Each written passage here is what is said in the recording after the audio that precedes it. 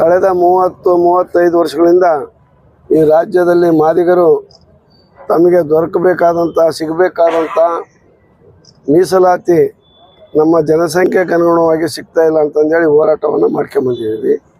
ಆ ಹೋರಾಟದ ಫಲದಿಂದ ಕಳೆದ ಆಗಸ್ಟ್ನಲ್ಲಿ ಒಂದು ಐತಿಹಾಸಿಕ ತೀರ್ಪು ಸುಪ್ರೀಂ ಕೋರ್ಟಿಂದ ಬರುತ್ತೆ.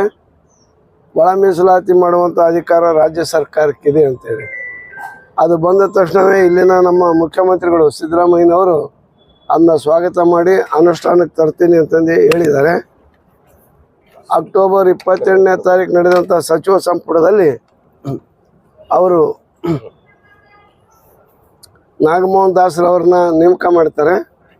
ಅವರು ಸದಾಶಿವ ಆಯೋಗದ ವರದಿ, BJPಯವರು ಇದ್ದಂಥ ಸಂದರ್ಭದಲ್ಲಿ ಮಾಧುಸ್ವಾಮಿ ನೀಡಿದಂಥ ವರದಿ ಮತ್ತು 2011ರ ಜನಗಣತಿ ಇವೆಲ್ಲವನ್ನು ಕೂಡ ಅಧ್ಯಯನ ಮಾಡಿ ಅಲ್ಲಿ ನಮಗೆ ಒಂದು ಅಪಾಯ ಏನಾಗಿದೆ ಅಂದರೆ ಆ ಕಡೆಗೆ 16 ಜಿಲ್ಲೆಗಳಲ್ಲಿ ಮೈಸೂರು ವಿಭಾಗದಲ್ಲಿ, ಬೆಂಗಳೂರು ವಿಭಾಗದಲ್ಲಿ ಇಬ್ಬರು ಸೇರಿ ಆದಿ ಕರ್ನಾಟಕ ಅಂತ ಬರೆಸ್ತಾರೆ. ಅವ್ರನ್ನ ಬೈಪರ್ಕೇಟ್ ಮಾಡೋದು ಕಷ್ಟ. ಅದನ್ನು ಅವ್ರು ಎಷ್ಟು ಜನ ಇದ್ದಾರೆ, ಇವ್ರು ಎಷ್ಟು ಜನ ಇದ್ದಾರೆ ನಿಖರವಾಗಿ ಮಾಡೋಕ್ಕಾಗಲ್ಲ ಅಂತ ಹೇಳಿ ಕೊನೆಗೆ ಆಯೋಗದವರು ಇದು ಹೊಸದಾಗಿ ಒಂದು ಜಾತಿ ಗಣತಿ ಆಗಬೇಕು, ತಲೆ ಎಣಿಕೆ ಆದರೆ ಎಲ್ಲ ಜಾತಿ ಜನಾಂಗದವರ ನಿಖರವಾದಂಥ ಒಂದು ಸಂಖ್ಯೆ ಸಿಗುತ್ತೆ ಅನ್ನೋ ದೃಷ್ಟಿಯಿಂದ ಮೇ 5ನೇ ತಾರೀಕಿನಿಂದ ಮೊಬೈಲ್ ಆ್ಯಪ್ ಮೂಲಕ ರಾಜ್ಯಾದ್ಯಂತ ಈ ಒಂದು ಒಳ ಮೀಸಲಾತಿಗಾಗಿ ಸಮೀಕ್ಷೆ ನಡೀತಾ ಇದೆ.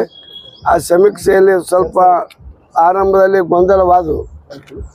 ಆ ಶಿಕ್ಷಕರಿಗೆ ಸರಿಯಾದ ಒಂದು ತರಬೇತಿ ಕೊರತೆ, ಆಮೇಲೆ 5G ವರ್ಷನ್ ಮೊಬೈಲ್ ಇರಬೇಕು ಅವ್ರ ಹತ್ರ, ಅದರ ಒಂದಿದು, ಆಮೇಲೆ ನೆಟ್ವರ್ಕು ಮತ್ತು ಸರ್ವರು, ಹೀಗೆ ಅನೇಕ ತೊಂದರೆಗಳಾಗಿದ್ದು ಸ್ವಲ್ಪ ದಿನ, 4-5 ದಿನ ನಂತರ ಅವನ್ನೆಲ್ಲವನ್ನು ಕೂಡ ಸರಿಪಡಿಸಿ ಈಗ ಪ್ರತಿ ಒಂದು ಮನೆಯಲ್ಲೂ ಕೂಡ ಹೋಗಿ ಅವರು ಆ ಮನೆ ಹತ್ರನೇ ಸಿದ್ದರಾಮಯ್ಯ ಸರ್ಕಾರ ಆಗಸ್ಟ್ 28ನೇ ತಾರೀಕು ಕಳೆದ ವರ್ಷ ಏನು ಮಾಡಿದರು ಅಂದರೆ ಒಳ ಮೀಸಲಾತಿ ಜಾರಿ ತರಲಿಕ್ಕಾಗಿಯೇ ಬ್ಯಾಕ್ಲಾಗ್ ಹುದ್ದೆಗಳನ್ನು, ಹೊಸ ಹುದ್ದೆಗಳನ್ನು ಯಾವೂ ತುಂಬಂಗಿಲ್ಲ, ಎಲ್ಲವೂ ಆಗೇ ಇರಬೇಕು. ಒಳ ಮೀಸಲಾತಿ ಅನುಷ್ಠಾನ ಆದ ನಂತರ ಆ ಹುದ್ದೆಗಳನ್ನು ತುಂಬ್ತೇವೆ ಅಂತಕ್ಕಂಥ ಆದೇಶ ಮಾಡಿದ್ದಾರೆ. ಅದರಿಂದ ಈಗ ಜಾತಿ ಗಣತಿ ಆಗ್ತಿರೋದೇ ಒಳ ಮೀಸಲಾತಿ ಕೊಡ್ಲಿಕ್ಕೋಸ್ಕರ ಕೊಡ್ತಾರೆ. ಗ್ಯಾರಂಟಿ ಸಿದ್ದರಾಮಯ್ಯ ಕಾಂಗ್ರೆಸ್ಗೆ ಗ್ಯಾರಂಟಿ, ಮಾದಿಗರಿಗೆ ಸಿದ್ದರಾಮಯ್ಯ ಗ್ಯಾರಂಟಿ.